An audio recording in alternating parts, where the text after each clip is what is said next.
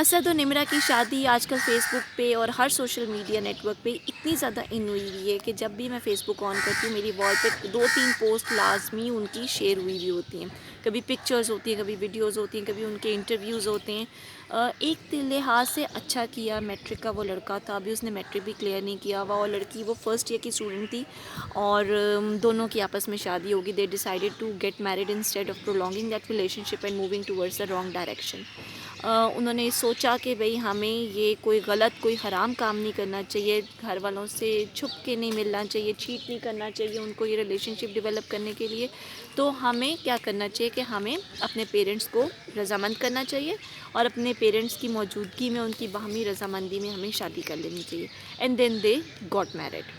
اچھا ہوا. مگر اگر ہم اس کو کسی دوسرے اسپیکٹ سے دیکھیں, اس کا دوسرا اسپیکٹ یہ ہو سکتا ہے کہ دیکھیں ابھی میٹرک بھی اس لڑکے نے کلیئر نہیں کیا ہے, اور لڑکی بھی فرسٹ ایئر کی اسٹوڈنٹ تھی. دونوں کی امیچیور ایج ہے. آپ کو نہیں پتہ کہ یہ جو شادی سے پہلے والا پیار ہوتا ہے وہ کتنا ڈفرینٹ ہوتا ہے, اور یہ چند دنوں کی چاندنی ہوتی ہے. اس کے بعد جب شادی ہو جاتی ہے تو آپ you really enter into the practical life. آپ کے سامنے ایسے ایسے فیکٹس آتے ہیں جو کئی دفعہ کلیشز بھی کریٹ کرتے ہیں, اور کئی دفعہ آپ کی آپس میں انڈرسٹینڈنگ بھی کریٹ ہو جاتی ہے. تو لڑکا ڈیفینیٹلی فائنینشیلی اسٹرانگ ہوگا, اس کا بیک گراؤنڈ اسٹرانگ ہوگا, ورنہ آج کل لڑکی کے گھر والے تب تک اپنی بیٹی کا ہاتھ کسی لڑکے کے ہاتھ میں نہیں دیتے جب تک لڑکا ایجوکیشنل پوائنٹ آف ویو سے سکسیزفل نہ ہو, اور وہ practically he has not entered into the practical field. وہ کوئی جاب نہ کر رہا ہو یا اس کا کوئی اپنا بزنس سیٹ اپ نہ ہو, تب تک اپنی بیٹی کی ایسی کسی کے ہاتھ میں اپنا ہاتھ نہیں دے دیتے. اچھا, یہ جو جب آپ کی شادی ہوتی ہے, اصل آپ پریکٹیکل لائف میں تب انٹر ہوتے ہیں, تب آپ کی اصل انڈرسٹینڈنگ ہوتی ہے.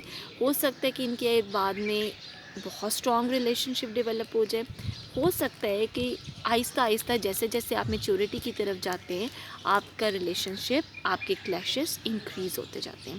Any ways we should wish them best of luck. اور یہ میرا چھوٹا بیٹا ہے سفیان,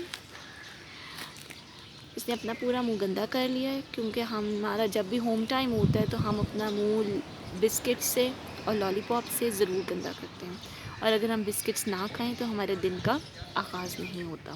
تو anyways wish you all the best Asad and Nimra, may you always live happily. اور اللہ کرے کہ آپ لوگ اپنی پڑھائی بھی کنٹینیو کریں, کیونکہ ایجوکیشن کے بغیر آج کل کچھ بھی نہیں ہے. کوئی آپ کا کمپٹیشن کا زمانہ ہے, آپ کو ایجوکیشن ہر حال میں حاصل کرنی چاہیے. اور جب تک آپ کی پریکٹیکل لائف میں آپ لوگ سکسیزفل نہیں ہوتے ہیں, آپ لوگوں کو خوب محنت کرنی چاہیے, خوب ہارڈ ورک کرنا چاہیے, کیونکہ in the end your hard work counts a lot. Thank you.